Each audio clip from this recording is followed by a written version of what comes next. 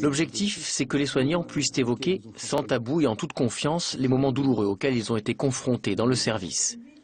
Le cas d'une petite fille décédée au bout de 5 ans d'hospitalisation en bouleverse certains, mais chacun va réagir selon sa propre histoire. Les gens se sont sentis avoir besoin d'en parler entre collègues, quoi. Et c'est vrai que ça nous a marqué. Voilà. Alors moi, je l'ai pas mal vécu. J'ai pas mal vécu. Je sais qu'il y en a qui l'ont peut-être moins bien vécu, mais moi, j'ai pas du tout mal vécu le décès d'Ilyes. Bon, moi, c'était le 1er janvier 2013. Je vois un enfant qui commence à devenir tachycarde. Un an après, le docteur Walid a toujours du mal à accepter le décès d'un jeune garçon en réanimation. C'est une situation un petit peu pénible pour tout le personnel, surtout le personnel paramédical, parce qu'à la fin, il y a eu un échec.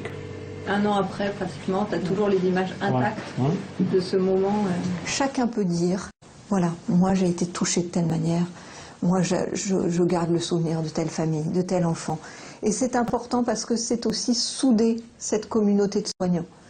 Et se dire ensemble qu'on a tous vécu des moments difficiles, et ben ça permet aussi de se rassurer. On a eu un moment aussi très fort avec les parents du petit. Ils avaient envie d'avoir les traces, les empreintes de mains et de pieds de leurs petits. Et donc avec Nadine, on a fait et dans la pâte à modeler, et dans le plâtre, et la peinture. Le papa, au début, m'a tout de suite dit oui. La maman était plus de recul. Puis après, elle est venue d'elle-même et elle a fait les empreintes. Une fois que l'empreinte était faite, elle dit ah, mon petit chéri, c'est la dernière fois que je vais te laver. C'était un moment très fort.